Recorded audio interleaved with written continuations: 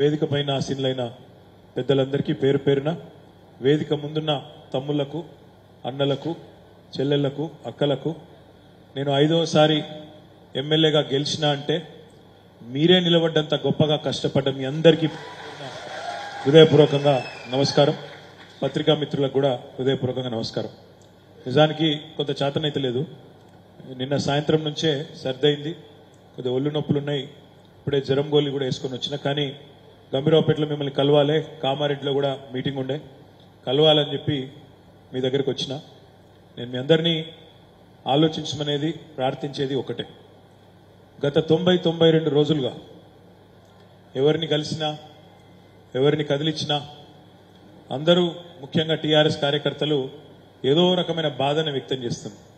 అన్నా ఇట్లా అవుతుంది అనుకోలే, అయ్యో కేసీఆర్ గారు ముఖ్యమంత్రిగా లేరు అంటే మేము చూడలేకపోతున్నాం అనే మాట ఇవాళ మహిళా తల్లులు కానీ, మా రైతన్నలు కానీ, పెద్ద మనుషులు కానీ అందరూ చెప్తున్న పరిస్థితి.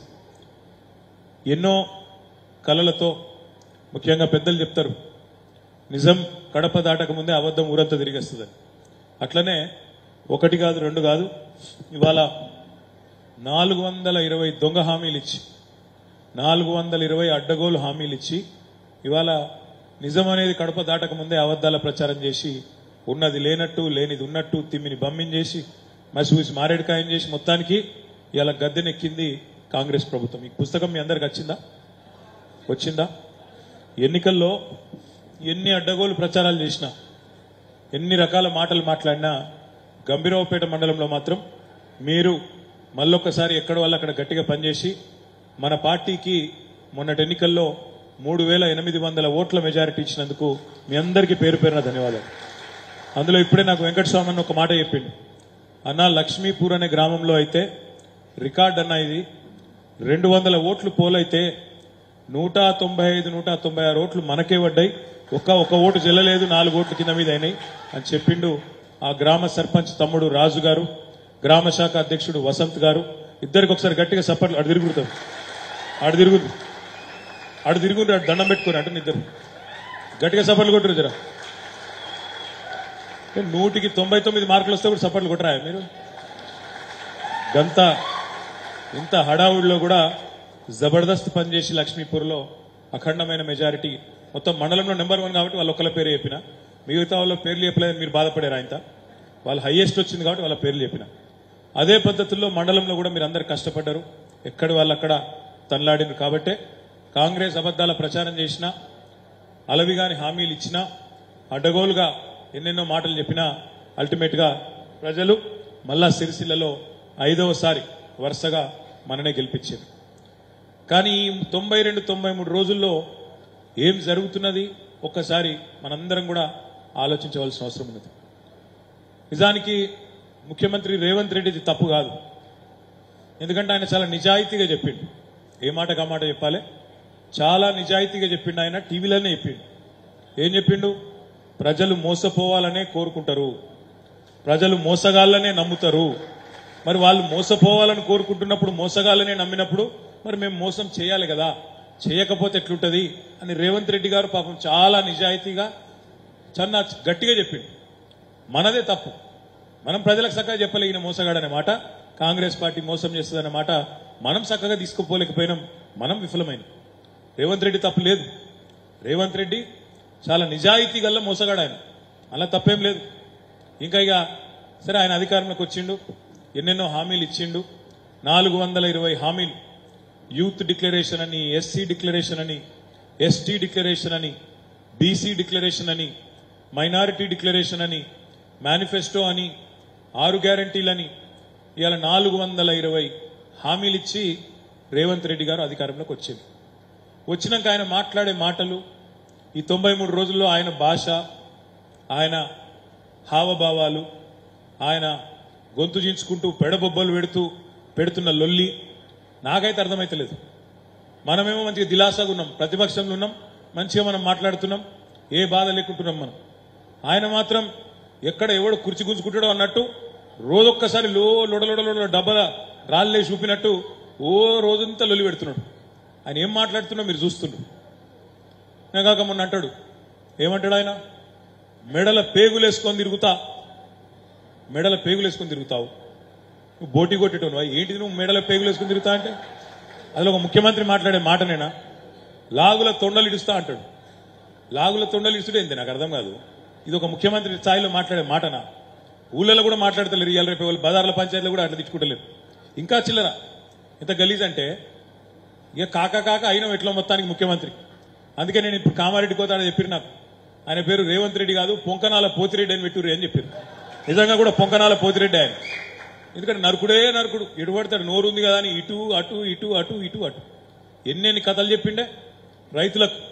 ఉరుకున్రి, నేను డిసెంబర్ 9 నాడు నేను సంతకం పెడతా, అప్పటిదాకా లోన్ తీసుకొని వాళ్ళు ఉంటే ఉరుకుని డిసెంబర్ 8 దాకా 2 लाख లోన్ తెచ్చుకొని బ్యాంకులా నేను వస్తున్నా, నేను సంతకం పెడతా అని నరికిండు.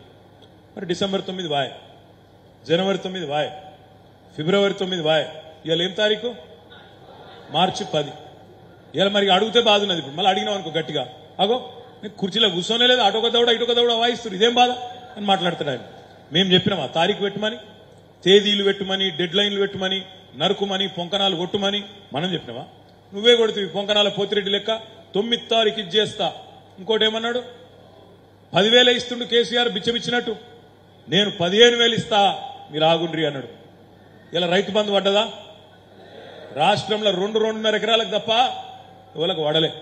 మళ్ళా సిగ్గు లేకుండా ఉపన్యాసాలలో చెప్తున్నాడు రైతు బంధు కాదట, రైతు భరోసా చాలు చేసిన అంటాడు. సిగ్గు లేకుండా అబద్దాలు ముఖ్యమంత్రి స్థాయిలో. రైతు భరోసా అంటే ఏంది? 15,000 ఇవ్వాలి. రైతు బంధు 10,000, రైతు భరోసా 15,000. మరి ఇచ్చిండా 15,000? సిగ్గు లేకుండా మాట్లాడొచ్చా ముఖ్యమంత్రి? అబద్దాలు చెప్పొచ్చా? ఇంత నీతి లేని మాటలు మాట్లాడుతూ ఉన్నాడు. నరికిండా అన్నాడు, పొంకనాలు కొట్టిండు. ఏమన్నాడు? ఆడబిడ్డలందరికీ 1,67,00,000 మంది ఆడబిడ్డలు ఉన్నారు తెలంగాణలో, 18 ఏళ్లు నిండినోళ్ళు. 1,67,00,000 అందరికీ మీ కోడళ్లకు 2,500 రూపాయలు ఇస్తా, ఇది నా జిమ్మెదారు అన్నాడు. కోడళ్లకు అత్తలుంటే 4,000 ఇస్తా అన్నాడు. ఆ అత్తలకు ఒక ముసలయ్య కూడా ఉంటే ఆయనకు కూడా 4,000 ఇస్తా. కేసీఆర్ ముసలవ్వకో ముసలయ్యకో ఇద్దరు ఒకరికే ఇస్తాడు, నేను ఇద్దరికి ఇస్తా, మీరు నన్ను కూర్చోబెట్టురు అన్నాడు. లెక్క చెప్పిండు. ముసలయ్యకు 4,000, ముసలవ్వకు 4,000, కోడల పిల్లకు 2,500, 10,500 నేనే సాదుతా, కూర్చోబెట్టి సాదుతా అన్నాడు. మరి ఏమాయ పొంకనాల పోతిరెడ్డి? ఏడవాయ నీ 2,500, నీ 4,000 రూపాయలు, నీ చేయూత, నీ మహాలక్ష్మి ఎక్కడ పోయింది? ఇంతవరకు 93 రోజులైతే అతి లేదు గతి లేదు. రైతులకు చెప్పిండు, కేంద్ర ప్రభుత్వం ఇచ్చే మద్దతు ధర కాదు, దాని మీదికెళ్లి 500 రూపాయల బోనస్ ఇస్తా కింటాల్కు అన్నాడు. అన్నాడా లేదా? ఆ రోజు పొంకనాలు కొట్టిండు. ఇప్పుడు ఏమైంది మరి? ఏ త్వరలో వండుకున్నావు? రేపు ఏప్రిల్లో పంటలు కోతలకు వస్తున్నాయి. ఏప్రిల్లో ఇక ఎండిపోగా మిగిలిన పంటలు ఏవైతున్నాయో అవి కోతలకు వస్తున్నాయి. ఆ కోతలను, పంట కోతల టైంకు 500 బోనస్ ఇవ్వాలంటే మళ్ళా ఈయన చాలా తెలివైనోడు రేవంత్ రెడ్డి. చెప్పినా కదా, నిజాయితీ పరుడైన మోసగాడు. అందుకే ఏం చెప్తాడు మళ్ళా? అయ్యో నేను ఇద్దామనుకున్నా కానీ ఎలక్షన్ కోడ్ వచ్చింది కదా, ఏం చేయాలి అంటాడు. అందుకే నేను అడుగుతున్నా, ఎలక్షన్ కోడ్ ఇంకా 3 రోజుల తర్వాత వస్తుంది. మార్చి 14కో 15కో వస్తుంది అంటాను. రేవంత్ రెడ్డి, పొంకనాల పోతిరెడ్డి, నీకు నిజంగానే చిత్తశుద్ధి ఉంటే, రైతుల మీద ప్రేమ ఉంటే, ఇచ్చిన మాట మీద విలువ ఉంటే, నీ కాంగ్రెస్ పార్టీకి దమ్ముంటే, ఇక నీ భాషలో చెప్పాలంటే మొగోనివైతే ఈ రోజు ఈ 3 రోజులల్లా ఈ 3 రోజులలో జీవోది, ఈ 3 రోజులలోనే జీవోది 500 బోనస్ ఇస్తున్న రైతన్నలకి యాసంగి పంట నుంచి అని చెప్పి దమ్ముంటే మాట నిలబెట్టుకో. దమ్ముంటే మగాడివైతే 1,67,00,000 మంది ఆడబిడ్డలకు నెలకు 2,500 ఇస్తాను కదా, ఆ పని చేసి చూపెట్టు, అప్పుడు ఒప్పుకుంటాం. దమ్ముంటే మగాడివైతే 46 లక్షల మంది పెద్ద మనుషులకు నెలకు 4,000 ఇస్తాను, ఇచ్చి చూపెట్టు, అప్పుడు ఒప్పుకుంటాం.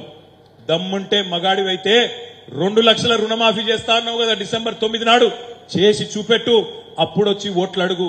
సిగ్గులేని నీతిమాలిన మాటలు మాట్లాడకు. ఎన్ని దౌర్భాగ్యపు మాటలు మాట్లాడుతాండే. ఎవరు వాళ్ళు నా ప్రభుత్వాన్ని గులగొట్టేది? ఎవడు గులగొడతా అన్నాడు? ఇవ్వడంలే. మానవ బాంబులు అవుతామంటాడు. మానవ బాంబులు అయ్యే అక్కర్లేదు రేవంత్ రెడ్డి గారు. నీ పక్కకే ఉన్నాయి కాంగ్రెస్ పార్టీలో మానవ బాంబులు. ఒక దిక్కు నల్లగొండ బాంబు ఉన్నది, ఇంకో దిక్కు ఖమ్మం బాంబు ఉన్నది. ఎప్పుడు వెళ్తుందో తెలియదు. మేమేం చెయ్యం. నువ్వు 5 ఏళ్ళు ఉండు మంచిగా, మేము అద్దంటలేం. 5 ఏళ్ళు మంచిగా ఉండు. నువ్వు ఎట్లాగూ ఫెయిల్ అవుతావు మాకు తెలుసు, నీకు తెలుసు. నీకు రాసిన మేనిఫెస్టో రాసిన 420 గాళ్ళకు కూడా తెలుసు. బరాబర్ ఫెయిల్ అవుతావు నువ్వు, మాకు కూడా తెలుసు. ప్రజలకు కూడా తెలుసు మోసపోయినవని అర్థమైంది. అందుకే నేను అంటున్నాను, 5 ఏళ్లుండు ఇచ్చిన 420 హామీలు నిలబెట్టుకోపోతే 100 రోజుల్లో ఇది చేస్తా అది చేస్తా పొడి చేస్తా అని ఏదైతే నరికినవో పొంకనాలు కొట్టినవో అది నిలబెట్టుకోకపోతే 100 రోజుల తర్వాత మార్చి 17 తర్వాత నీ బొందదవేది కూడా ఇదే తెలంగాణ ప్రజలు అనే మాట కూడా నేను విజ్ఞప్తి చేస్తా ఉన్నా. ఎందుకంటే ఎక్కువ రోజులు దాగాయి అబద్దాలు, ఎక్కువ రోజులు దాగాయి ఇష్టం వచ్చినట్టు ఒర్రుడు, ఇష్టం వచ్చినట్టు మాట్లాడు. ఇంకా ఎంత సిగ్గు లేకుండా మాట్లాడుతున్నంటే సెక్రటేరియట్కు పోయిండు. ఆయన అంటాడు, ఈడ లంకె బిందెలు ఉంటాయి అనుకుని వచ్చినా లంకె బిందెలు ఖాళీ కుండలు ఉన్నాయంటాడు. నాకు తెలియక అడుగుతా, మీ గంభీరావుపేట వాళ్ళు చెప్పాలి నాకు. గడ్డపారలు పట్టుకొని తటపారలు పట్టుకొని నెత్తి మీద బట్ట కప్పుకొని అర్ధరాత్రి ఎవరు తిరుగుతారే లంక బిందెల కోసం? ఎవరు? పక్కా మాట, దొంగలు తిరుగుతారు. ఇంకా నిన్న అంటాడు, జేబుల కత్తెర పెట్టుకొని తిరుగుతున్న బిడ్డ కట్ చేస్తా అంటాడు. జేబుల కత్తెరలు ఎవడు పెట్టుకుంటాడా? జేబు దొంగలు పెట్టుకుంటారు. అయ్యా రేవంత్ రెడ్డి, జేబుల కత్తెర తీసేయి, జర అటు ఇటు అయితే డేంజర్ అవుతుంది. అది కూడా చెప్తున్నా. జేబుల కత్తెరలు పెట్టుకుంటాడట, ఇంకానేమో లంకె బిందెలు కావన్నట. గీనడా ముఖ్యమంత్రి? ఇంత దౌర్భాగ్యమా? ఇంకా నీతిమాలిన మాట ఏంటంటే, ఇంకా సిగ్గుమాలిన మాట ఏంటంటే, అసలు ఆశ్చర్యం అనిపిస్తాను. మరి కాంగ్రెస్ పార్టీ లైన్లో ఉన్నాడా లేదా అది కూడా అర్థమైతలేదు. వీళ్ళ నాయకుడేమో రాహుల్ గాంధీ, పాపం ఆ పిచ్చోడేమో ఆడ నడుస్తాడు. ఆడెక్కడో నడుచుకుంటా ఓ గోసేల గడ్డం పెంచుకొని ఆయన తిరుగుతాడు. ఆయన ఏమంటాడు, గుజరాత్ మోడల్, దగుల్బాజీ మోడల్, అటర్ ఫ్లాప్ మోడల్ అంటాడు. ఇక్కడ మనోడేమంటాడు, నా తెలంగాణను గుజరాత్ మోడల్ లెక్క చేస్తా అంటాడు. ఆయననేమో అదానిగాడు దొంగ అంటాడు. ఎవరు? రాహుల్ గాంధీ. ఈయననేమో అదానితో అలైబలై చేసుకుంటాడు, అదాని మీద వాడు అల్మించుకుంటాడు. ఆయననేమో చౌకీదార్ చోర్ హై అంటాడు. ఎవరు? నరేంద్ర మోడీ దొంగ అంటాడు. ఈయనేం చేస్తాడు? ఈయననేమో హమారే బడే బాయ్ హై.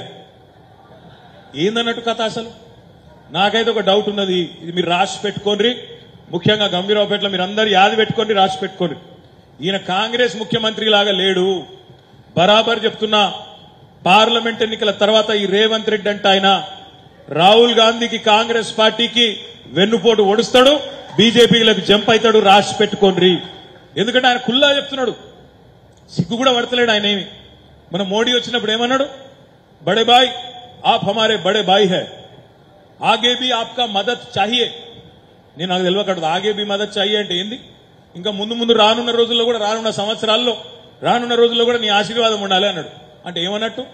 మేము గెలిచేది లేదు, పీకేది లేదు, కాంగ్రెస్ వాళ్ళు మా రాహుల్ గాంధీ గారు ఏం కాడు, మళ్ళా నువ్వే ప్రధానమంత్రి అవుతావు అని కూడా కాంగ్రెస్ సీఎం చెప్తాడే. అంటే ఏమన్నట్టే? బరాబర్ మొత్తం సెట్టింగ్ చేసుకున్నట్ట కాదా? ఇక గిసొంటోడు మళ్ళీ ఆయన ఓట్లు వేయాలని చెప్పి తిరుగుతా ఉన్నాడు. ఇక్కడున్న మా సోదరులకు నేను ఒకటే కోరుతా ఉన్నా, ముఖ్యమంత్రి చెప్తాడు కాంగ్రెస్ అధికారంలోకి వచ్చేది లేదు, మా కేంద్ర ప్రభుత్వం రాదు అని ముఖ్యమంత్రి గారే ఘంటాపదంగా నరేంద్ర మోడీ ఆశీర్వాదం కావాలని అడుగుతాడు. మరి అసంటోనికి ఓట్లు వేసుడెందుకు, మన ఓటు ఖరాబు చేసుకుండేందుకు ఆలోచించమని చెప్పి నేను కోరుతా ఉన్నా.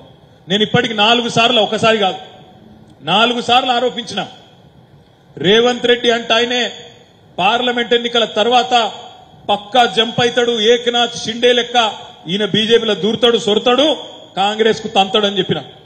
ఒకసారి కాదు 4 సార్ల నెల రోజుల నుంచి చెప్తున్నా. రేవంత్ రెడ్డి అన్నిటి మీద స్పందిస్తాడు, దీని మీద మాత్రం మాట్లాడతలేడు. అంటే ఏందన్నట్టు? మౌనం అర్ధాంగీకారమే కదా, ఒప్పుకున్నట్టే కదా. అందుకే అంటున్నా నేను, మా సోదరులందరూ కూడా దయచేసి జాగ్రత్తగా ఆలోచించాలి. ఇది కాంగ్రెస్ పార్టీ కాదు, ఇప్పుడున్నది కాంగ్రెస్ పార్టీ కాదు. ఇది సగం బీజేపీ సగం కాంగ్రెస్ పార్టీ యొక్క మనిషి, ఆయన కల్తీ మనిషి. రేవంత్ రెడ్డి అంటూ ఆయన ఏ పార్టీ వాడు కాదు. మొదలు బీజేపీ, అటెనక టీఆర్ఎస్, అటెనక పోయి తెలుగుదేశం మీద వచ్చిండు, ఇప్పుడు కాంగ్రెస్ లో వచ్చిండు. ఎప్పుడు ఏ ఎండకా గొడుగు పట్టేటోడు, ఏటు గాలింటే గడిపోతాడు తప్ప ఆయనకు ఒక నీతి లేదు, సిద్ధాంతం లేదు, మన్ను లేదు, మశానం లేదు. అందుకే అంటున్నా నేను, పార్లమెంటు తర్వాత పక్కాగా రాహుల్ గాంధీకి వెన్నుపోటు ఒడిచి పక్కాగా బీజేపీలో చేరే మొట్టమొదటి వ్యక్తి ఈ పొంకనాల పోతిరెడ్డి రేవంత్ రెడ్డి అవుతాడు. రాసి పెట్టుకోండి మీరు గంభీరావుపేటలో అనే మాట నేను మీకు విజ్ఞప్తి చేస్తా ఉన్నా. ఇట్లాంటి పార్టీకి, అట్లాంటి నాయకులకు ఇంతవరకు వాళ్ళ క్యాండిడేట్ ఎవరో కూడా తెలియదు. అట్లాంటి వాళ్లకు ఓట్లేసి ఇవాళ పరోక్షంగా బీజేపీకి లాభం చేయవద్దని చెప్పి నేను మిత్రులందరినీ, సోదరులందరినీ కూడా కోరుతున్నా. ఎందుకంటే రేవంత్ రెడ్డికి ఈ కాంగ్రెస్ పార్టీకి వేసే ఓటు పరోక్షంగా మళ్ళీ బీజేపీకి పోతుంది. యాది పెట్టుకోండి. మీకు దయచేసి నేను గుర్తు చేస్తా ఉన్నా. ఇక ఇంకొక ఆయన ఉన్నాడు, మహానుభావుడు, మన కరీంనగర్ ఎంపీ, నాకంటే బాగా మీకే తెలుసు ఆయన పేరు, బండి సంజయ్. నిజంగా చెప్తున్నా, 5 ఏళ్లు ఎట్లా భరించిర్రో మీరు గాని ఆయన బండి సంజయ్ కాదు, కరీంనగర్ కు గుదిబండ సంజయ్. ఆయన గుదిబండ సంజయ్. ఎందుకంటే 5 ఏళ్లలో ఎంపీ అయిన తర్వాత కరీంనగర్ సమస్యల గురించి గాని, గంభీర్రావుపేట సమస్యల గురించి గాని, సిరిసిల్ల నేతన్నల గురించి గాని, ఇక్కడ ఉండే వ్యవసాయదారుల గురించి గాని ఒక్కసారన్నా కరీంనగర్ పార్లమెంట్ సభ్యుడిగా గొంతు ఇప్పిండా పార్లమెంట్ లా ఒకసారి మీరు చూడాలని చెప్పి నేను కోరుతా ఉన్నా. ఎన్నడన్నా మండల మీటింగ్ వచ్చిండా? ఎన్నడన్నా జిల్లా పరిషత్ మీటింగ్ వచ్చిండా? ఎన్నడన్నా మున్సిపల్ మీటింగ్ వచ్చిండా? కనీసం పార్లమెంట్కి పోతాండా? 5% ఉన్నది ఆయన హాజరు పార్లమెంట్ లా. అంటే బడి దొంగ. 5% హాజరున్నాడు మన ఎంపీ గుదిబండ సంజయ్. అందుకే నేను అంటున్నా, ఆగం కాకుండ్రి. ఏమంటాడు ఎప్పుడైనా అడిగినావు అనుకో బండి సంజయ్ని, నన్ను అడిగితే ఇప్పుడు గంభీరావుపేట నువ్వేం చేసినావా, మీ కేసీఆర్ ముఖ్యమంత్రిగా ఉన్నప్పుడు నీ పార్టీకి మేము ఓటేస్తే ఏం చేసినావు అని మీరు నన్ను అడిగినరనుకో, నేను మీకు గంభీర్రావుపేట మండల కేంద్రంలోని రాష్ట్రంలోనే ఒకే ఒక్కటైన కేజీ టు పీజీ క్యాంపస్ కు తీసుకపోతే మీకే కనబడుతుంది. అక్కడ చదువుతున్న 800 మంది పైచిలకు పిల్లల తల్లిదండ్రులకు తెలుసు ఎంత అద్భుతమైన బ్రహ్మాండమైన బిల్డింగ్ కట్టినామో మీకే కళ్ళ ముంగట కనబడతా ఉన్నది. యువతలకు వస్తే ఇవాళ బ్రహ్మాండంగా గంభీర్రావుపేట మండల కేంద్రం నుంచి లింగన్నపేట పోయే రోడ్డుకి అక్కడ కోట్ల రూపాయలతో మనం మంజూరు చేసిన బ్రిడ్జ్ నిర్మాణం మీ కళ్ళ ముంగటనే కనబడుతుంది.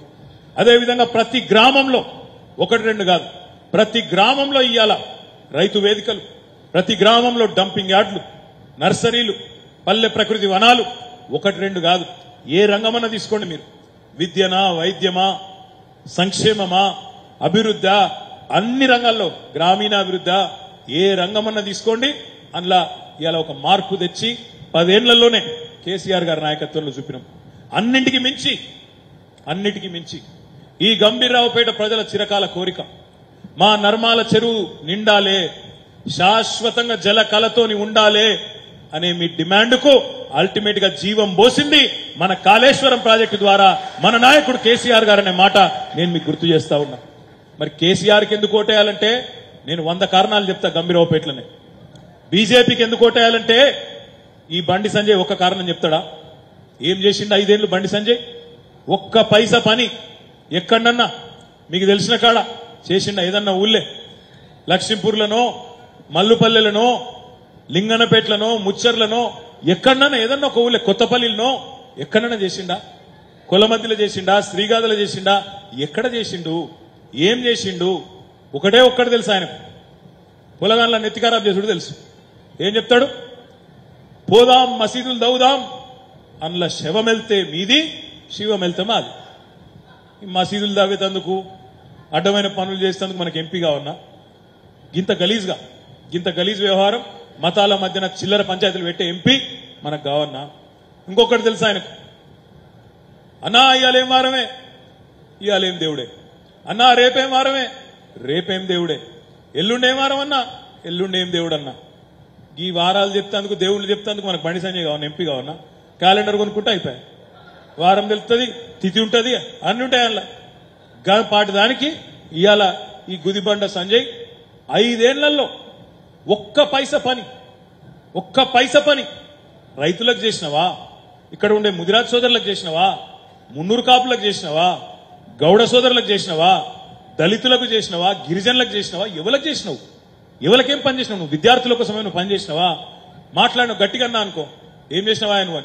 దేశం కోసం ధర్మం కోసం పనిచేస్తా అంటాడు. నీకు అంతగానం ఇష్టం ఉంటే దేశం కోసం ధర్మం కోసం పనిచేసేది. ఇప్పుడు మనం సిరిసిల్ల ఓంగ ఎల్లారెడ్డిపేట మీదకి వెళ్ళి వెంకటాపూర్ కాడ ఎడమ బందుకు హోమోజయ అని ఒక ఆయన పాపం ఆయన ఆశ్రమం కట్టుకున్నాడు పంతులు. హోమోజయ ఆయన పేరు అదేగా, హోమోజయ ఆశ్రమాన్ని కట్టుకున్నాడు ఆయన. గట్లనే బండి సంజయ్ కూడా ఒక ఆశ్రమం పెట్టుకుంటే అయిపోయా. దేశం కోసం ధర్మం కోసం అని డైలాగులు కొట్టుడేందుకు, పార్లమెంట్ కోవడేందుకు? అందుకే నేను మిమ్మల్ని అందరిని ఆలోచించమని అడుగుతున్నా. పార్లమెంటులో చెప్పాలని చెప్పి కూడా మరి మిమ్మల్ని అందరికీ, మిగతా వాళ్ళకు కూడా ఊర్లలో చెప్పాలని చెప్పి కూడా నేను కోరుతా ఉన్నా. ఏమని? ఇవాళ మనం ఆలోచన చేయవలసిన అవసరం ఉంది. దేశం కోసం ధర్మం కోసమని గాలి తిరిగే ఎంపీ కావాలనా, లేదా కరీంనగర్ కోసం గట్టిగా కొట్లాడే ఎంపీ కావాలన్నా ఆలోచించుండ్రి. కరీంనగర్ ప్రజల కోసం కొట్లాడే ఎంపీ కావాలన్నా పార్లమెంట్ లో ఆలోచించమని నేను మిమ్మల్ని ప్రార్థిస్తున్నా. మీ ద్వారా గ్రామాన కూడా ఈ చర్చ జరగాలని చెప్పి కూడా నేను కోరుతా ఉన్నా. 2014లో నరేంద్ర మోడీ గారు ప్రధానమంత్రి అయిండు ఢిల్లీలో. 24 దాకా ఈ 10 ఏళ్లు ఆయననే ప్రధానమంత్రిగా ఉన్నాడు. మొదటి 5 ఏళ్లు 14 నుంచి 19 వరకు వినోద్ కుమార్ గారు ఎంపీగా ఉన్నారు కరీంనగర్. 19 నుంచి 24 వరకు బండి సంజయ్ ఎంపీగా ఉన్నాడు. నేను బండి సంజయ్కి బీజేపీ పార్టీకి నేను సవాల్ విసురుతున్నా. మీకు చిత్తశుద్ధి ఉంటే, నువ్వు ఎంపీగా పనిచేసిన మాట వాస్తవం అయితే, నీకు నిజంగానే ఏమైనా సబ్జెక్టు తెలిస్తే దయచేసి నువ్వు రా, గంభీరరావుపేట మండలానికి రా. డేట్ నీ ఇష్టం, టైం నీ ఇష్టం. మొదటి 5 ఏళ్లు వినోద్ కుమార్ ఏం చేసిండో ఆయన వచ్చి ప్రజల ముందే నీ సాక్షిగా చెప్తాడు. నువ్వు తర్వాత 5 ఏళ్లు నువ్వేం చేసినావో ప్రజలకు చెప్పుమని చెప్పి కూడా నేను సవాల్ చేస్తున్నా. దమ్ముంటే ఈ సవాల్ స్వీకరించాలని చెప్పి బీజేపీ నాయకత్వాన్ని నేను డిమాండ్ చేస్తున్నా. ఏం చేసిండ్రు అంటే ఏం లేదు, హిందువులు ముస్లింలు తనక కావాలి, 4 ఓట్లు దొబ్బుకోవాలి, అవతల పడాలి. మాట్లాడితే రాముడు మీ ఇంటికి అందరి ఇళ్లకు పంపించిండా? రాముడి పటం వచ్చిందా అమ్మ? అందరికి ఫోటో వచ్చిందా? పంపలే. సగం మందికి వచ్చింది, సగం మందికి రాలేదా? పైన రామ మందిరం, కింద మోడీ, ఇంకో దిక్కు బండి సంజయ్. వచ్చిందా? కొంతమందికి వచ్చింది, కొంతమందికి రాలే. సరే, ఎట్లున్నది కథ అంటే, ఇప్పుడు గిట్లనే సాయంత్రం అయితే వర్షాకాలం ఏమవుతుంది, ఆ పురుగులు అన్నీ వస్తాయి ఇళ్లకు. ఏది లైట్ వేసుడు ఆలస్యం, అన్ని పురుగులు ఒకటి తర్వాత ఒకటి ఉసిలు ఎక్కుంటాయి, అవన్నీ దన్న దన్న దన్న వచ్చి వాళ్తుంటాయి. అంత ఇంట్లో ఖరాబ్ అవుతుంది. ఇక ఆ పురుగులను పడుకున్నందుకు బల్లి వస్తుంది, పురుగులను తినేందుకు బల్లి వస్తుంది. ఆయనతో మనం బల్లిని కొట్టబోతాం. ఇట్లా ఇది బల్లి ఆయనతో మనం మీద పడితే అపశకనం అని చెప్పి కొట్టబోతాం. ఆ బల్లి పోయి ఆయనతో దేవుని పటం మీద కూర్చుంది అనుకో, కొట్టం మనం. అయ్యో దేవుడా కొట్టరాదా? ఇప్పుడు బండి సంజయ్ కథ కూడా కట్లే ఉంది. ఆ దేవుని పటం మీద బల్లి లెక్క. ఏం చేసినవరా అయ్యా అంటే చెప్పేది లేదు, ఏం తెలియదు. రాముని అడ్డం పెట్టుకోవాలి, రాజకీయం చేయాలి. రామ్ నామ్ చెప్పినా, ఓటు లేనా, ఓటు హడపనా, ఇది తప్ప చేసింది ఏమీ లేదు. ఇలా మాట్లాడితే ధర్మం కోసం మీద ఆశ్రమం పెట్టుకో. దానికి ఎంపీ అవుడేందుకు, మనం సతాయించడేందుకు? ఎంపీ అనేటోడు కరీంనగర్ ప్రజలకు అక్కడికి రావాలి, కరీంనగర్ పిల్లలకు అక్కడికి రావాలి. నువ్వు ఒక గుడి కట్టినవా? దక్షిణ కాశీ అంటారు ఏమలవాడని. ₹1 తెచ్చినవా మోడీ దగ్గరికి వెళ్ళి? అక్కడ కాశీలోనేమో మోడీ గారు ఎంపీగా ఉన్నారు, మరి దక్షిణ కాశీకి నువ్వు ఎంపీగా ఉన్నావు. అక్కడ కాశీని మోడీ గారు 2,000 కోట్లు పెట్టి ఖర్చు పెట్టి మంచిగా చేసిండు. మరి దక్షిణ కాశీకి నువ్వు ₹2 తెచ్చినవా? ఒక గుడికి సాయం చేసినవా? ఒక బడికి సాయం చేసినవా? ఒక విద్యార్థికి సాయం చేసినవా? ఒక పరిశ్రమ తెచ్చినవా? ఒక రైతులకు సాయం చేసినవా? దళితులకు సాయం చేసినవా? ఎవరికి సాయం చేసినావు? నువ్వు ఎవరికి అక్కరొచ్చినావు? కేసీఆర్ ని తిట్టుకుంటా, తెల్లారు లేస్తే నోటికొచ్చిన బూతులు మాట్లాడుకుంటా, అడ్డగోలు మాటలు మాట్లాడుకుంటా తిరుగుడు కాదు లీడర్షిప్. ఎంపీ అంటే ప్రజలకు అక్కడికి వచ్చే పనులు చేయాలి. ఏం చేసినావని నేను అడుగుతా ఉన్నా. ఇంకొక మాట కూడా నేను మీకు విజ్ఞప్తి చేస్తున్నా. నేను మొన్న రామలక్ష్మణులపల్లి అనే ఊరికి పోయినా, ముస్తాబాద్ మండలంలో పోతే అక్కడ కొంతమంది రైతు సోదరులు వచ్చింది. అన్నా, ఈ వాగు మీద మీరు చెక్ డ్యాములు కట్టిర్రు, మానేరు మీద ఆ 11 చెక్ డ్యాములు కట్టిర్రు మీరు, అప్పర్ మానేరు కిందికి. మరి అలా నీళ్లు లేక అవి ఎండిపోతున్నాయి, మా పొలాలు పోయే పరిస్థితి ఉన్నది. 200 ఎకరాలు ఒక్క మా ఊళ్ళోనే పోయేటట్టున్నది. దయచేసి నీళ్లు ఇడువునరన్నా, మానేరులో నీళ్లు ఇడిస్తే మా చెక్ డ్యాములు నిండుతాయి, మా గ్రౌండ్ వాటర్ పెరుగుతుంది, బతికిపోతాము, పంట బతికిపోతుంది అని అడిగాను. నేను వాళ్ళని ఒకటే అడిగిన, కాళేశ్వరం గురించి తెలుసా మీకు అని అడిగిన. మాకు తెలియదన్నా అన్నారు. మరి నీళ్ళు ఆడికెళ్ళి వస్తున్నాయి అనుకున్నారు మీరు మానేరులకన్నా అడిగిన. మాకు తెలియదు అన్నారు. మీలో ఎంతమందికి తెలుసు నీళ్ళు ఆడికెళ్ళి వస్తున్నాయో? అందరికీ. అసలు కాళేశ్వరం అంటే ఏందో ఒక్క నిమిషం మీకు చెప్తా, దయచేసి మీరు కూడా 10 మందికి చెప్పుండ్రి. కాళేశ్వరం అంటే ఇలా కాంగ్రెస్ వాళ్ళు ఏమనుకుంటారు, ఆ ఒక్క మేడిగడ్డ అనేది ఏదైతుందో దాన్నే పట్టుకున్నారు. మేడిగడ్డను గట్టిగా పట్టుకొని ఇక అదేదో మాకు దొరికింది, కేసీఆర్ దొరికిండు, బదనాం చేయాలి, నాశనం చేయాలన్న లైన్లా మాట్లాడతాను. నిజానికి ఒక్క నిమిషంలో మీకు అర్థమయ్యేటట్టు చెప్తా, మీరు కూడా 10 మందికి చెప్పుండ్రి. కాళేశ్వరం అనే ప్రాజెక్టు ఒక బ్యారేజీ కాదు. కాళేశ్వరం అనే ప్రాజెక్టులో 100 భాగాలున్నాయి, 100 వివిధ భాగాలున్నాయి. అందులో 3 బ్యారేజీలు ఉన్నాయి, 15 రిజర్వాయర్లు ఉన్నాయి, 21 పంప్ హౌజులు ఉన్నాయి, 19 సబ్ స్టేషన్లు ఉన్నాయి, 270 కిలోమీటర్ల మీద సొరంగ మార్గాలున్నాయి, 1570 కిలోమీటర్ల పెద్ద పెద్ద ప్రవాహ కాలువలున్నాయి కాళేశ్వరం ప్రాజెక్టులో. కాళేశ్వరం కథ ఏంది అంటే, తెలంగాణ కథ ఏందంటే, తెలంగాణ భౌగోళికంగా ఎట్లుంటదంటే ఇట్లా గుడిసె లెక్క ఉంటుంది తెలంగాణ రాష్ట్రం. గుడిసె లెక్క ఇట్లా ఈ ఆకారంలో ఉంటుంది. ఒక దిక్కుకెళ్ళేమో మనకు గోదావరి నది, ఒక పొంట ఒక దిక్కు, ఒక బందుకు 80-90 మీటర్ల మీద సముద్ర మట్టానికి 80-90 మీటర్ల మీద ఒక దిక్కు గోదావరి పోతుంది. ఇంకో దిక్కుకేమో తెలంగాణకు కృష్ణా నది 100-110 మీటర్ల మీద 120 మీటర్ల మీద కృష్ణా నది పార్కం ఉంటుంది. తెలంగాణ ఎట్లుంటదంటే ఇట్లా. మరి నీళ్ళు ఎట్లా రావాలి? నీళ్ళేమో కింద ఉన్నాయి, భూములేమో పైన ఉన్నాయి. మేడిగడ్డ అనేది 80 మీటర్ల మీద ఉంది. మన సిరిసిల్ల పక్కకే ఉండే మిడ్ మానేరు ఏదైతే ఉన్నదో 350 మీటర్ల మీద ఉంది. మీ అప్పర్ మానేరు ఏదైతుందో దగ్గర దగ్గర 400 మీటర్ల పైన ఉంటుంది. మరి 80 మీటర్లకు వెళ్ళి నీళ్ళు ఇడికి తీసుకురావాలి, పైకి తీసుకురావాలి. ఎట్లా తీసుకురావాలంటే మన రైతులు భూగర్భ జలాలు ఉంటే బోరింగ్లు వేస్తారు కదా, బోరింగ్లు వేస్తారు, మోటార్ పెడతారు, భూమిలోకి వెళ్ళి నీళ్లు జుర్రుమని గుంజుతారు, గుంజి పంట పొలానికి నీళ్లు అందిస్తారు. గదే ఆలోచన కేసీఆర్ గారు కూడా చేసింది. మేడిగడ్డ అనే పాయింట్ ఎంత ఇంపార్టెంట్ పాయింట్ అంటే అక్కడ ఎండాకాలంలో కూడా ఏప్రిల్ మే నెలలో కూడా ఎర్రటి ఎండలు, గోదావరి బెల్ట్లా 50 టెంపరేచర్ వస్తుంది అప్పుడప్పుడు. ఆ బొగ్గు సింగరేణి ఏరియాలా 48-50 డిగ్రీలకు కూడా అవుతుంది అప్పుడప్పుడు. అట్లాంటి ప్రాంతంలో కూడా అంతటి ఎర్రటి ఎండల్లో కూడా 48-50 డిగ్రీల టెంపరేచర్ ఉండగా కూడా దాదాపు రోజుకు 5000 క్యూసెక్కుల నీళ్లు ఈ రోజుకు ఈ నిమిషానికి కూడా మేడిగడ్డ కాడికెళ్లి కిందికి సముద్రంలో పోతాను. అంటే ఎప్పటికీ ఎండిపోని సోర్స్, ఎప్పటికైనా నీళ్లు ఎర్రటి ఎండల్లో కూడా నీళ్లు దొరికే ప్రాంతాన్ని కేసీఆర్ గారు మన ఇంజనీర్లు కలిసి పట్టి ఏం చేసిండ్రు? ఆడ ఒక బ్యారేజ్ కట్టిరు. బ్యారేజ్ అంటే ఏంది? నదికి అడ్డంగా కట్టేది. ఆడికెళ్లి మేడిగడ్డ కట్టి వెనుకకు మళ్ళీ లేపాలి కదా, ఎందుకంటే 80 మీటర్లకు వెళ్ళి 400 మీటర్లకు దేవాలి.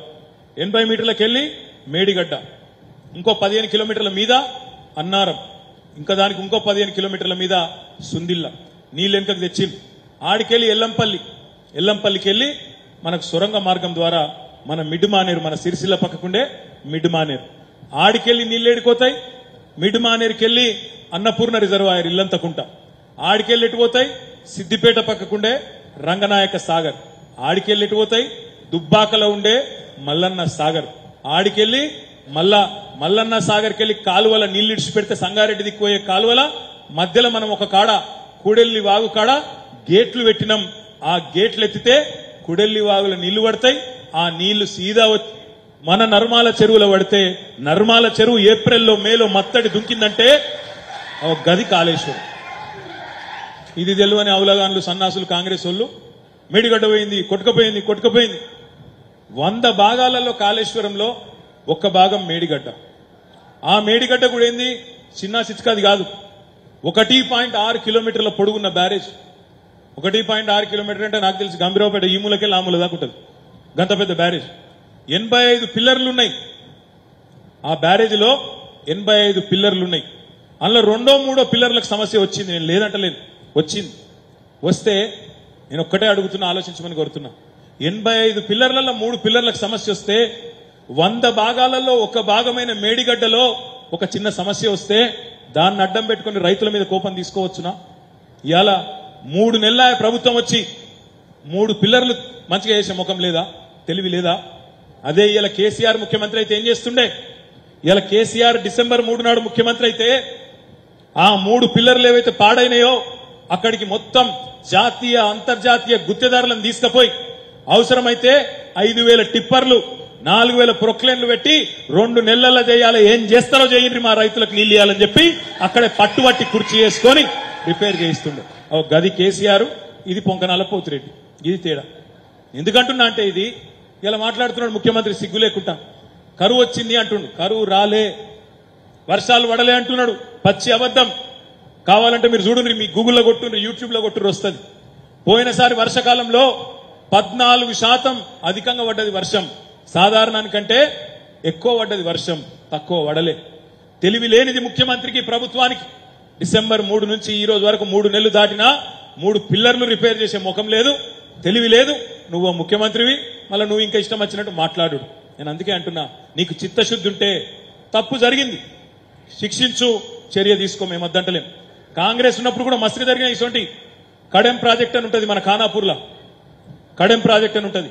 ఒకసారి కాదు 2 సార్లు కొట్టుకపోయింది, మొత్తం ప్రాజెక్టే కొట్టుకపోయింది కాంగ్రెస్ గవర్నమెంట్ లో. వరంగల్ గుండ్లవాగు ప్రాజెక్ట్ అని ఉంటుంది, 2 సార్లు కొట్టుకపోయింది ఒకటే తారీఖు రోజు. ఈ సంవత్సరం అదే తారీఖు, వచ్చే సంవత్సరం కూడా అదే తారీఖు రోజు 2 సార్లు కొట్టుకపోయింది. నాగార్జున సాగర్ డ్యాం కట్టినప్పుడు అందులో కూడా సమస్యలు వచ్చినాయి. శ్రీశైలం కట్టినప్పుడు అందులో కూడా వచ్చినాయి, ప్రకాశం బ్యారేజ్లు వచ్చినాయి, ధవళేశ్వరం బ్యారేజ్లో కూడా సమస్యలు వచ్చినాయి. వెస్ట్ బెంగాల్లో ఫరక్కా బ్యారేజ్ అని ఉంటుంది, అందులో కూడా సమస్యలు వచ్చినాయి. సమస్యలు వస్తే పారిపోయేటోడు ముఖ్యమంత్రి కాదు. సమస్యలు వస్తే దాన్ని రిపేర్ చేసి దాన్ని ఏం చేయాలనో చేసి మంచిగా చేసి పంటలు ఎండిపోకుండా గొంతులు ఎండిపోకుండా కాపాడేటోడు మొగోడైతాడు తప్ప ఈ పొంకనాలు కొట్టేటోడు మొగోడు కాదు అనే మాట నేను మీకు విజ్ఞప్తి చేస్తా ఉన్నా. ఇది చేత కాదు కానీ నోటికొచ్చినట్టు కేసీఆర్ తిట్టాలి. ఎవరైనా గట్టిగా మాట్లాడితే లాగుల తొండలిడిచి పెడతా, జేబుల కత్తెరలు పెట్టుకున్నా, మెడల పేగులేస్తా, మానవ బాంబైతా, గివిట్కా ముఖ్యమంత్రి. అందుకే మిమ్మల్ని అందరూ నేను కోరేది, ఇప్పటికే ప్రజలు తెలుసుకున్నారు, తప్పు జరిగిందని అర్థమైంది, తినే పళ్ళంలో మన్ను పోసుకున్నాం అనేది అర్థమైంది. రైతులు బాధపడతారు, మహిళలు బాధపడతారు, చాలా మంది బాధపడతా ఉన్నారు. వాళ్ళందరినీ మనం చేయాల్సింది ఒకటే. నాకు కమలాకర్ రెడ్డి చెప్పింది ఒకటి బాగా నచ్చింది. అన్నా కొంతమంది పోయినరు, మళ్ళా వాళ్ళని వాపస్ తీసుకోవద్దని నేను మీకు మాటిస్తున్నా. ఎట్టి పరిస్థితుల్లో వాపస్ తీసుకోము. మళ్ళా అధికారం వస్తుంది, మళ్ళా వీళ్ళే బెల్లం చుట్టీగ లెక్క మళ్ళీ వస్తారు. నాకు ఎరికే వచ్చి మళ్ళా మన తలుపు తడితే మనం ఈసారి దర్వాజాలు తెరిచేది లేదు. బయటనే ఉండు బాబు, మీరు ఆన్నే మంచుకున్నారని చెప్పి ఆన్నే ఉంచుదాం. ఆ విషయంలో అనుమానం లేదు. మా గౌస్ భాయ్ జోర్దార్ మాట చెప్పిండు. గౌస్ భాయ్ జోర్దార్ మాట చెప్పిండు, నాకు బాగా నచ్చింది. గౌస్ భాయ్ మన యూత్ కు తగ్గట్టు మాట్లాడిండు. ఏమన్నాడు? మీరు ప్రచారం అంటే గలీలలో క్యాట్ వాక్ చేసుడు కాదు. క్యాట్ వాక్ అంటే ఎరికే కదా, ఫ్యాషన్ షోలో మోడల్స్ చేస్తారు. అట్లా క్యాట్ వాక్ చేసినట్టు ఉత్తగా అట్లా తిరుక్కుంటే ఇట్లా కాగితాలు పడేసుకుంటే ఓడు కాదు. ఇంటింటికి పోవాలి, కూర్చోవాలి. మీ ఇంట్లో రైతు బంధు పడ్డదా, కరెంటు ఉంటుందా, వోల్టేజ్ మంచిగున్నదా, మోటార్లు కాలుతున్నాయా, ఏం సంగతి, పెన్షన్ వచ్చిందా, మహాలక్ష్మి వచ్చిందా, మరి పొంకనాల పోతిరెడ్డి చెప్పిన మాటలలో ఏమైనా అయిందా, ఇవన్నీ కూడా అడగాలి. మంచిగా ఓ 10 నిమిషాలు ముచ్చట పెట్టి సంజాయించి, ఇగో ఎంత దగుల్బాజీ ప్రభుత్వం ఉన్నదో కాంగ్రెస్ ప్రభుత్వం, మన వాళ్ళకి అర్థమయ్యేటట్టు చేయాలి అనే మాట నేను విజ్ఞప్తి చేస్తున్నా. అదే కొంతమంది పాపం తెలిసి తెలియని తమ్ముళ్ళు, మోడీ మోడీ జై శ్రీరామ్ అనే తమ్ముళ్ళు ఉంటారు పాపం. వాళ్ళకు కూడా కూర్చోబెట్టి చెప్పాలి, ఈ దేశానికి ఏం ఒరిగింది, ఏం జరిగింది 10 ఏళ్లలో. ఈ బండి సంజయ్ అంటే ఆయన ఏం చేసిండు, ఏమైంది ఆయన వల్ల ఎంపీగా మన కరీంనగర్ కు చెప్పాలి, అర్థం చేపియాలి. ఒక్క గుడి లేదు, ఒక్క బడి లేదు, కనీసం ఒక మీటింగ్ వచ్చింది లేదు, ముఖం చూపెట్టింది లేదు. ఇసొంటి ఎంపీ మన అనే మాటను చర్చ పెట్టాలి. దయచేసి నేను మిమ్మల్ని కోరేది, ఎలక్షన్ ఎట్లాగున్నది, మళ్ళా గ్రామం బై గ్రామం కూర్చుందాం. మళ్ళా నేను కూర్చుంటాం మీతో. తప్పకుండా ప్రతి గ్రామానికి సంబంధించిన 10 మంది ముఖ్య నాయకులతోని నేను పర్సనల్ గా కూర్చుంటా. ఎవరికి ఇడిచిపెట్టా, రవీంద్రరావు గారికో ఆగయ్య గారికో ఇడిచిపెట్టా, నేనే కూర్చుంటా. ఇప్పుడు మా పాపన్న, లింగనపేట పాప నాకు డౌట్ వచ్చింది. లింగనపేట పాప నాకు డౌట్ వచ్చి ఏమంటాడు, నువ్వు మీటింగ్ అయినాక నాకు మళ్ళీ దొరకవు అన్నాడు. పాప నన్ను రంది పెట్టుకోకు, ఇదివరకంటే నేను మంత్రిని, కొద్దిగా పని ఉంటుండే, అటు ఓడు ఇటు ఓడు ఉంటుండే. ఇప్పుడు ఏం పని లేదు, నేనే మిమ్మల్ని సావగొడతా, నేనే లింగనపేటకు వస్తా, నేనే సావగొడతా అనే మాట మీకు నేను విజ్ఞప్తి చేస్తున్నా. తప్పకుండా మీరు అడిగిన దానికంటే ఎక్కువ తిరుగుతా, అది కూడా చెప్తున్నా. మీరు అడిగిన దానికంటే ఎక్కువ తిరుగుతా, వీళ్ళని ఇడిచిపెట్టా. రవీంద్రరావు గారు అంటుండ్రు ఈ బ్రిడ్జ్ను ఆపే ప్రయత్నం చేస్తుండ్రు, ఊకుంటమైంది. సరే కాంట్రాక్టర్ నీకు ఎందుకు ఆపుతారో మీకు తెలుసు, నాకు తెలుసు. ఎందుకు ఆపిండు కాంగ్రెస్ వాళ్ళు, 4 పైసలు ఇవ్వాలి, కమిషన్ ఇవ్వాలి. రేవంత్ రెడ్డికి ఇవ్వకపోతే మరి ఊకోడు కదా, మహేందర్ రెడ్డి ఊకోడు, రేవంత్ రెడ్డి ఊకోడు. కొత్త గవర్నమెంట్ వచ్చిందా, బాగా ఆకలి మీద ఉన్న పుల్లులా, ఇక వాళ్ళు మొత్తం మన తోలు వలిసి కాంట్రాక్టర్ది కమిషన్ దొబ్బేతందుకు పని ఆపింటారు. నేను అడుగుతున్నా ఇవాళ ఒకటే మాట, కాంట్రాక్టర్ అంటే ఎప్పుడు పని చేయాలనే, వర్షాకాలం వచ్చే లోపల పని పూర్తి చేయాలి. మరి కాంగ్రెస్ పార్టీకి ఏమైనా ఇజ్జత్మానం ఉందా? చేపి ముందు పనులు చేపి, నీ కమిషన్ల కోసం, నీ దగుల్బాజీ రాజకీయాల కోసం, కాంట్రాక్టుల కోసం ఇవాళ కాంట్రాక్టర్లను వేధించేది లేదు. ఇది మేము కూడా ఊకోము, ఇడిచిపెట్టం. అవసరమైతే అదే బ్రిడ్జ్ కాడికి పోతాం, ధర్నా చేస్తాం. కేసీఆర్ మంజూరు చేసిన బ్రిడ్జ్ను వెంటనే ఈ వర్షాకాలం లోపల పూర్తి చేయాలి, లేకపోతే కాంగ్రెస్ లో భరతం పడతామనే మాట కూడా నేను మీకు విజ్ఞప్తి చేస్తా ఉన్నా. 53 కోట్ల రూపాయలు నేను మంజూరు చేయించిన ఆనాడు మంత్రిగా గంభీరావుపేటలోని రహదారుల విస్తరణ కోసం.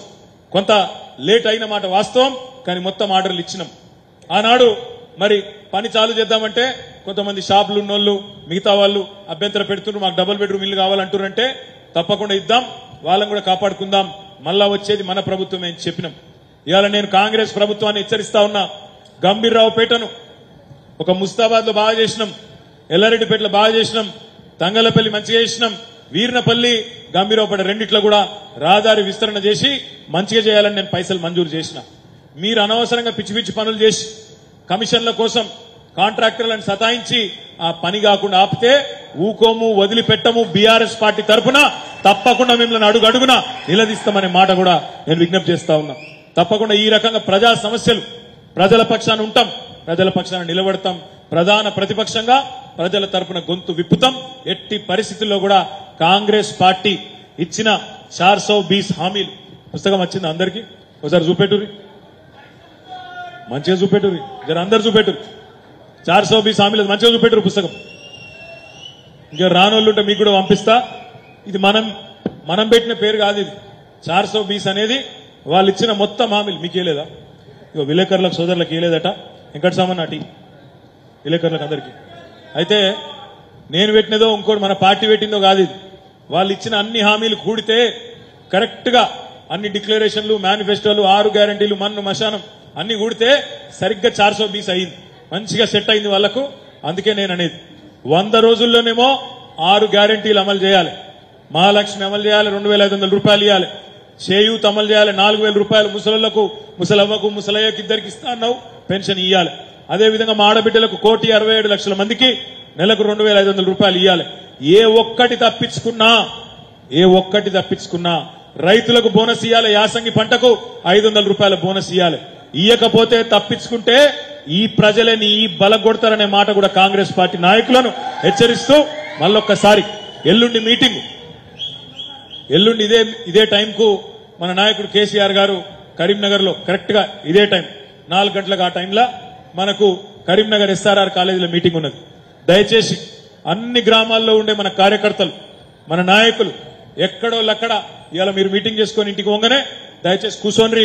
10 మంది 20 మంది ఊళ్ళే ముఖ్య నాయకులు అందరు కమిటీల పరంగా కూర్చోండ్రి.